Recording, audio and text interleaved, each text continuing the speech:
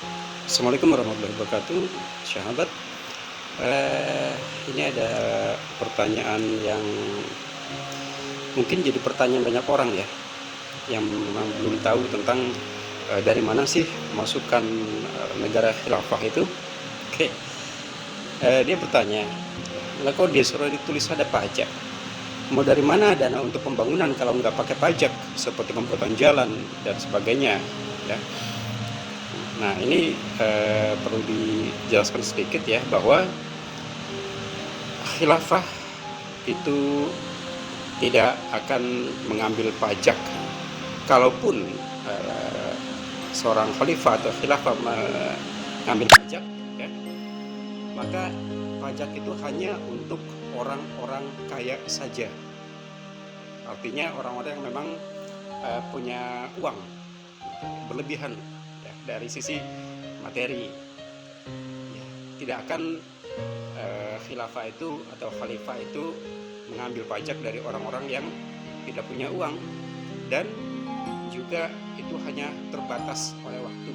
Artinya di waktu ketika masalah ekonomi negara itu sudah selesai, ya, maka pajak itu atau ya disebut doribah, ya, itu tidak dipungut lagi. Nah, dari mana sebenarnya untuk menjalankan roda ekonomi dalam negara khilafah?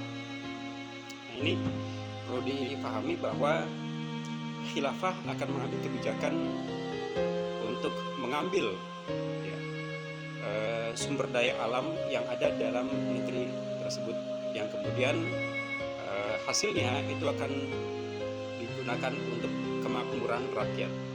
Jadi seperti sumber daya alam, minyak, gas, ya, kemudian barang tambang, emas, nikel, tembaga, besi, dan segala macamnya, ya, itu akan diambil oleh negara, kemudian hasilnya akan digunakan untuk kemakmuran rakyat.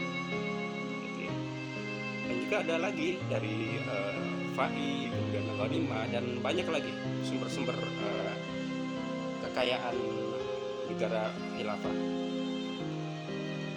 Bahkan seorang penulis saja ya, yang cukup sering aneh katakan, seorang penulis barat bernama Will Durant dalam bukunya Story of Civilization menulis bahwa para khalifah ya telah memberikan kemakmuran luar biasa kepada rakyatnya, keadilan yang benar-benar adil untuk rakyatnya. Dan juga kalau kita baca sejarah ya, peradaban khilafah itu ditulis dengan tinta emas. Ada satu masa, di masa pemerintahan Umar bin Abdul Aziz itu, tidak ada satupun orang yang ingin menerima zakat. Kenapa? Karena seluruh kebutuhannya sudah terpenuhi. Artinya tidak ada lagi orang miskin pada waktu itu. Artinya kemakmuran rakyat benar-benar sudah merata. Dan juga banyak lagi kisah-kisah para khalifah yang benar-benar telah memajukan peradaban manusia waktu itu. Tidak ada orang miskin. Bahkan satu masa disebutkan ada seorang petugas ya yang berkeliling ya, kemudian dia mengumumkan, barang siapa yang ingin menikah segera hubungi khalifah.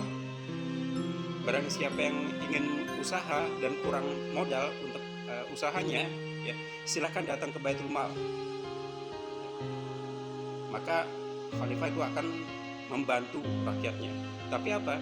Tidak ada yang mau. Kenapa? Karena memang pada saat itu sudah makmur. Semua rakyat itu sudah makmur, sudah terpenuhi kebutuhan primernya. Ya, maka itulah ketika syariah Islam diterapkan secara kafah, secara menyeluruh, secara sempurna oleh seorang khalifah. Seperti itu. Ya. Jadi janganlah kita alergi atau bersikap Islamofobia yang mengatakan bahwa khilafah Islam itu akan memecah belah persatuan, kemudian khilafah Islam itu akan banyak pertumpahan darah, saling bunuh membunuh.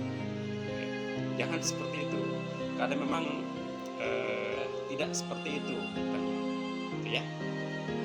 Jadi demikian. Jadi intinya bahwa khalifah ya akan menggunakan sumber daya alam sebagai pemasukan dalam menjalankan ekonomi negara. Cek saja berapa potensi sumber laut kita, hutan kita di Indonesia ini. Itu baru dari satu wilayah di Indonesia ini. Dari sumber daya alam Indonesia ini luar biasa. Maka luar biasa akan hasilnya ya. Hasilnya itu akan luar biasa ketika syariah Islam ini benar-benar ditegakkan oleh seorang khalifah. Oke, demikian, semoga bisa menjawab. Assalamualaikum warahmatullahi wabarakatuh.